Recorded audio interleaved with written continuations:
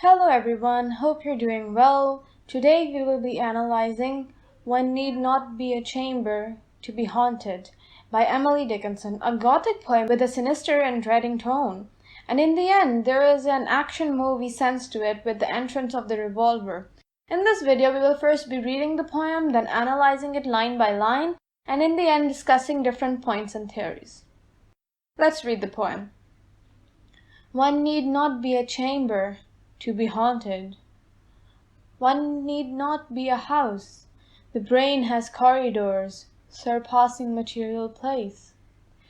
Far safer of a midnight meeting external ghost than its interior confronting that cooler host.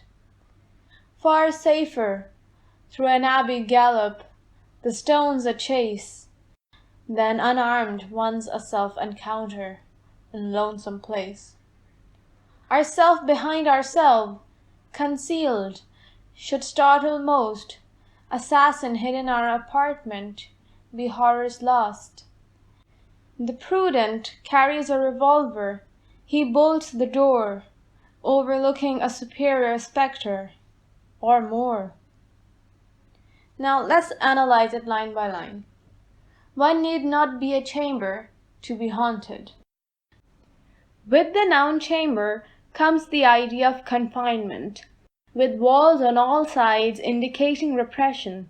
But the persona says that it is not needed to be haunted, perhaps implying that it is not stature that gives you the ability to be a monster.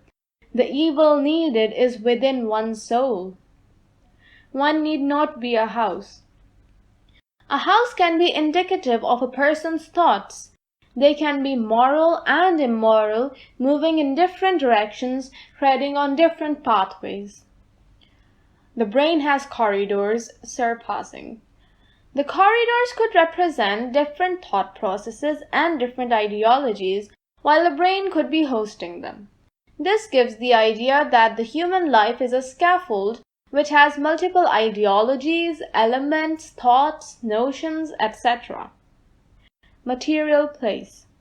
The material place could mean the materialistic world, the worldly things, that a person spends a lifetime moving on to different stages in the materialistic world, but the changing of ideologies is difficult. They are usually long-lasting. Far safer of a midnight meeting. When it is dark, one can easily do things in the open which are done in hiding during the day. Hence, the night is a haven for evil to prevail. The alliterative M gives a mischievous tone to the line, for evil waits for the night to do its wonders. External ghost.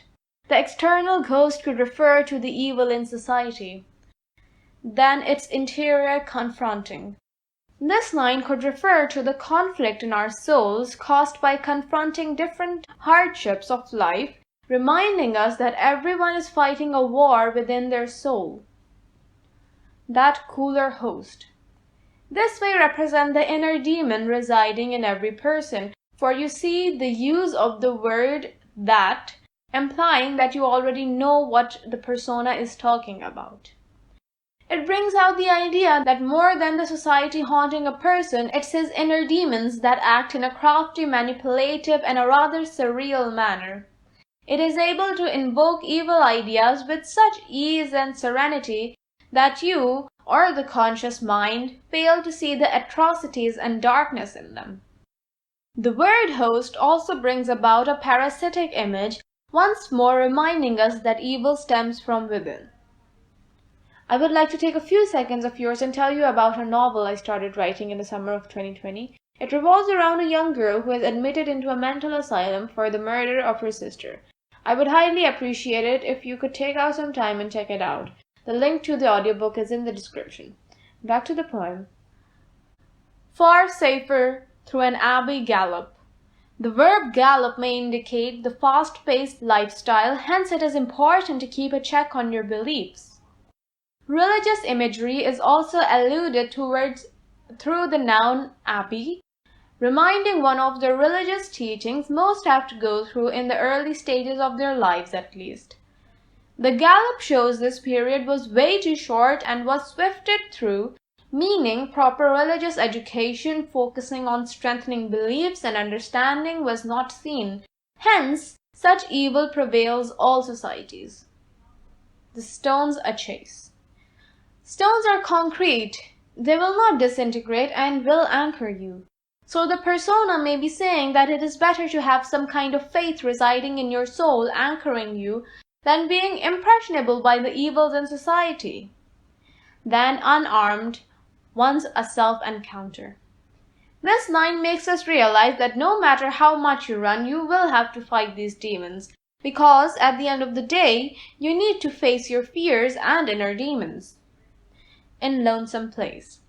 This line further emphasizes the previous one, that every person stands alone in the fight. To become self-righteous, one has to fight these evils existing in them. Ourself being ourself concealed. In a very interesting way, the persona mentions the multiple facades that make up a person. The human mind is like a series of layers. Every person takes over different characters. It is hard for the world to strip a person down to the core, because a person will always hide his or her beliefs, and that is what lies at the bottom of the pit. Should startle most. The line may imply that no matter how innocent and serene you look from outside, you may startle people by displaying your demonic abilities. Assassin hid in our apartment be horror's least. If an assassin enters your apartment, it is probably because you did not secure your home enough. Evil has penetrated into it, like how loose morals and weak beliefs allow evil to enter your heart. Every person has the ability to do evil, to kill, to do bad, and it is these abilities that make up the assassin who eventually kills all the good in you and leaves you with a troubled conscience. The prudent carries a revolver. Those who become aware of their ability of evil carry those immoral qualities or characteristics as weapons which they can unleash. Hence, the persona calls them prudent as they are able to work against the evils in society. At the same time, this line could have another meaning that those who use the evils in themselves to navigate through society are wise, for they battle evil with evil. He bolts the door, perhaps meaning the prudent person keeps his qualities hidden from the world. Overlooking a superior spectre. He can see himself as an oppressor through these abilities, for he knows that he can utilize these monstrous qualities. More near. The last two words seem to have a lingering effect on the reader, as they give the idea that one isn't too far from evil. It's only about how long it will take for them to realize their own monstrous qualities. Moving on to different theories you can integrate with this literary piece. This poem could cover the following themes as well, or you can link the following themes with the theme and idea of evil: death, space and time, power, the uncanny, the sublime, and crisis. Moving on to the next point. Gothic novels and stories are usually aimed to frighten an audience, creating an inclination towards this genre. But when Dickinson uses this idea in relation to one's own self, it makes the reader realize that the demons and negativity one is fascinated by is actually part of one's own self, the idea of recognition with the bestial and primordial version of oneself. Further strengthened by the analogy of the house with corridors and chambers, confronting these demons and flaws is scarier than reading a Gothic novel. Hence, they are constantly being repressed, which is why we don't want to acknowledge that the horrors of our soul are reflective of the world. Furthermore, one is at a lesser danger from the outer world, and one is more threatened by their inner thoughts, notions, and self-created perceptions of reality. An excellent point I want to mention, once mentioned by a class fellow of mine. The comparison of the spiritual or mental interior to a haunted house implies a decay and a revival of demons, both personal and literal, which invokes the Gothic genre's interest in the connection between the past and the present. That's it for this video. I hope you liked it. please consider checking out my audiobook. It would mean a lot to me. Take care and see you in the next one. Goodbye.